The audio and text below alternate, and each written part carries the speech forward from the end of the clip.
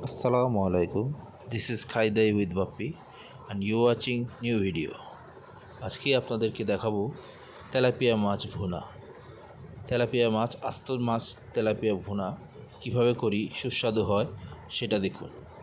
আপনারা আমার পাশে থাকুন, আমার চ্যানেলটিকে লাইক করে দিন, সাবস্ক্রাইব করে দিন, আর নতুন নতুন কি ভিডিও দেখতে চান সেটা আমাকে কমেন্ট বক্সে জানিয়ে দিন। আসসালামু আলাইকুম।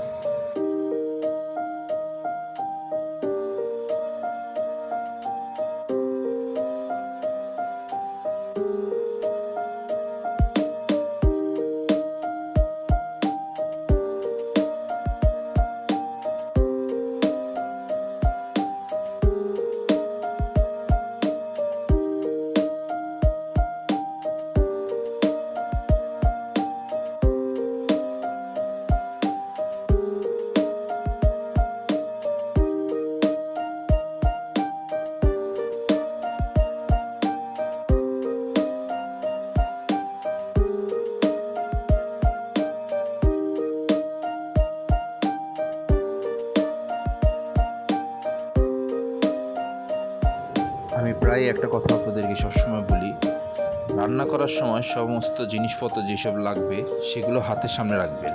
কি কি প্রয়োজনীয় জিনিসপত্র লাগে, কি কি লাগবে একটা তরকারি বানাতে কিংবা আপনার মন মতো জিনিস বানাতে, সেগুলোকে আপনি হাতের কাছে রাখবেন। মনে রাখবেন, এগুলো যদি প্রয়োজনীয় জিনিস যদি আপনার হাতের কাছে থাকে তখন রান্না করতে খুবই সুবিধা হয় এবং মন মতো সুন্দরভাবে রান্না করা যায়। আরেকটা কথা, সেটা হচ্ছে প্রতিটা জিনিস পরিষ্কার পরিচ্ছন্ন রাখবেন। ফুটানো পানি দিয়েই তরকারি রান্নার চেষ্টা করবেন, কারণ আয়রন যদি পানিতেই থাকে তখন সেই আয়রন পানিটা আমরা খাওয়ার মাধ্যমে আমাদের পেটে যাচ্ছে।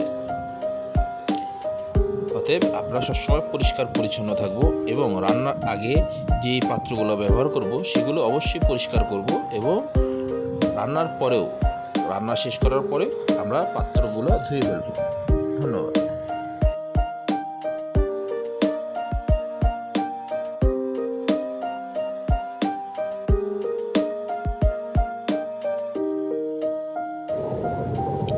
আলহামদুলিল্লাহ, আমার তেলাপিয়া ভুনা কমপ্লিট এবং ভিডিওটা যেহেতু আমার পরে করা, রান্নাটা আমার আগে করা হয়েছে, সেজন্য আমি বলতে পারি আমার তৈরি করা মাছ ভুনাটা খুব সুস্বাদু হয়েছে।